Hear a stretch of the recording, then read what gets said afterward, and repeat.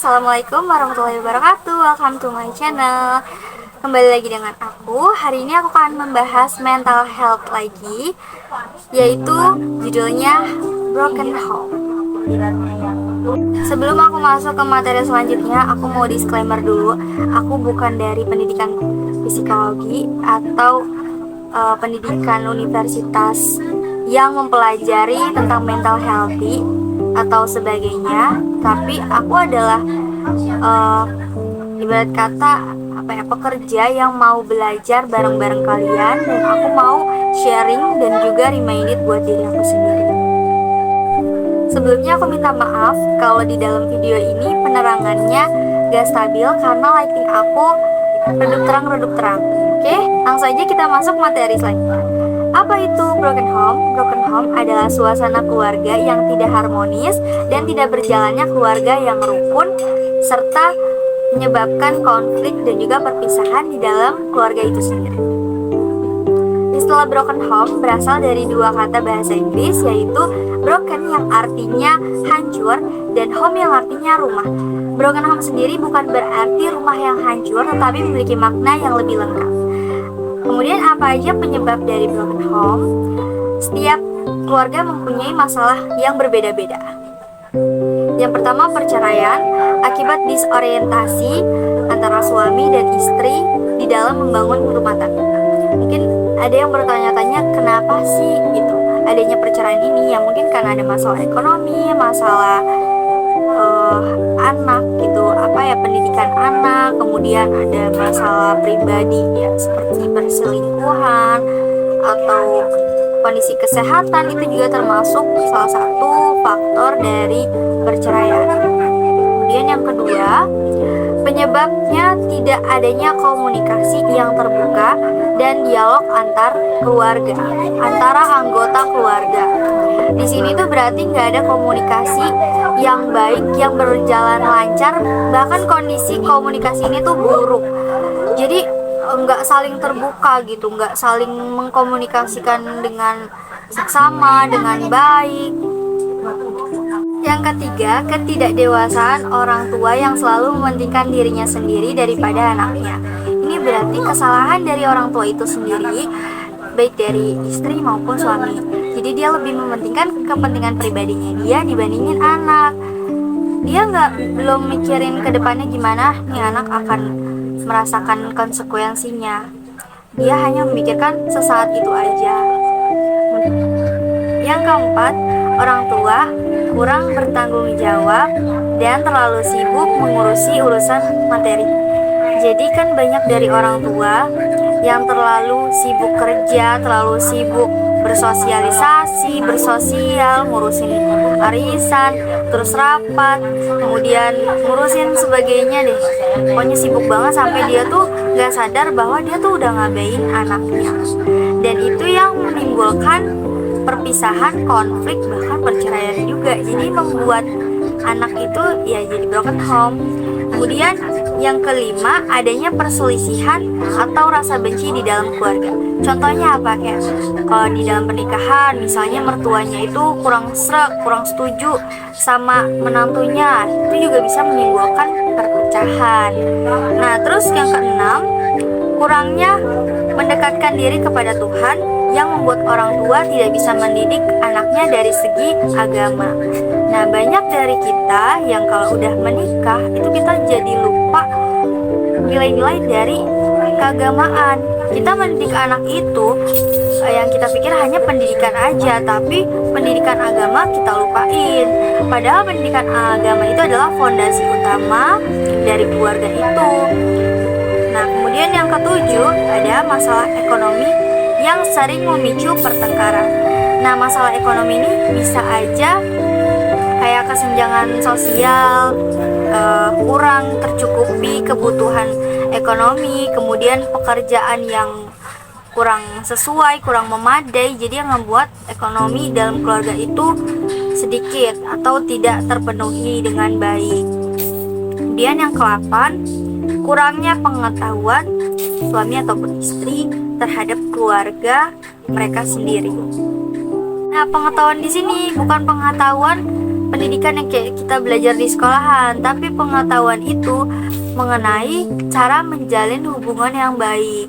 Pengetahuan bisa aja mengenai agama dan juga melalui psikologis anak gitu. Jadi pengetahuan tentang psikologis anak dan psikologis dari keluarga itu sendiri. Nah, ada juga nih dampak-dampak dari broken home. Kebanyakan dari kita yang mengalami broken home yaitu anak, karena anak merupakan konsekuensi dari perpisahan atau pertengkaran keluarganya. Dampak yang pertama, adanya gangguan perilaku, seperti tidak mau berinteraksi antar sesama atau menjadi ansos atau antisosial, atau juga bisa narsistik. Bisa aja nih karena dia malu atau dia jadi menutup diri, dia jadi nggak mau berinteraksi dengan sesama teman-temannya dia atau sesama manusia. Dia jadi sering di rumah, sering menyendiri, pokoknya dia jadi menutup diri, dia jadi nggak mau terbuka. Mungkin itu salah satunya. Yang kedua, memiliki rasa takut yang berlebihan. Takut itu bisa jadi dia trauma, dia cemas dan khawatir kalau hal yang terjadi di keluarganya bakal terjadi di dia kelak nanti ketika dia dewasa. Yang keempat, yang ketiga, rendah diri. Apa yang membuat dia rendah diri? Dia jadi sering menjatuhkan dirinya sendiri. Dia nggak percaya diri, ibarat kata gitu. Insecure sama kelebihan ataupun kemampuan yang dia miliki. Dia jadi merasa nggak pantas buat siapa aja. Dia jadi nggak mau memulai hubungan baru dengan orang lain. Kemudian yang keempat, emosional. Ini akan menimbulkan dia lebih temperamental, lebih emosional, baik dari segi pikirannya dia, perilakunya dia jadi emosional. Terus yang kelima, sensitif. Sensitif itu kalau misalnya orang ngomongin nih soal keluarga, dia jadi sensitif, dia jadi ngerasa, oh iya keluarga gue kan kayak gini, keluarga gue kan gak harmonis, gue juga korban dari broken home. Pokoknya dia jadi sensitif. Tapi nggak cuma sensitif dari itu aja sih, bisa dari yang lain juga. Intinya dia menjadi sensitif. Kemudian labil. Labil itu berarti dia jadi sulit menentukan apa yang akan dia lakukan ke depannya, sulit menentukan tujuan hidup dia ke depannya. Kemudian ada lagi depresi, stres. Nah, korban dari broken home itu dia jadi terus kepikiran terus, dia jadi ngerasa gak enak di hati, ibarat kata kecewa yang berlebihan gitu. Jadinya tuh dia depresi, stres, kepikiran hal-hal itu. Kemudian yang terakhir, sulit menjalin hubungan dengan orang lain. Dia masih trauma, dia takut untuk membuka hubungan dengan orang lain karena takut kejadian yang sama kayak keluarganya, dan dia gak mau itu terjadi. Dampak broken home pada setiap orang itu berbeda-beda, karena bisa saja usia dari anak tersebut juga berbeda-beda tergantung dari kondisi dan keadaan anak itu sendiri. Nah, ini yang part yang paling ditunggu-tunggu, bagaimana cara mengatasi broken home. Untuk kita sebagai korban dari broken home, atau mungkin aja yang belum berada di situasi itu, kita bisa mencegahnya dengan cara apa? Yang pertama, mendekatkan diri kita kepada Tuhan. Apapun masalahnya, kalau solusinya ini akan berdampak baik untuk semuanya. Jadi apapun masalahnya, ini adalah salah satu solusi terbaik, yaitu mendekatkan diri kita kepada Tuhan. Bagi yang muslim, kita bisa lebih banyak ibadah sholat lagi, lebih banyak zikir, lebih banyak sholawat. Nah, kalau yang agama lain mungkin lebih banyak mengunjungi tempat beribadah, lebih rutin, lebih rajin. Kemudian menyanyikan lagu-lagu rohani, lebih banyak berdoa.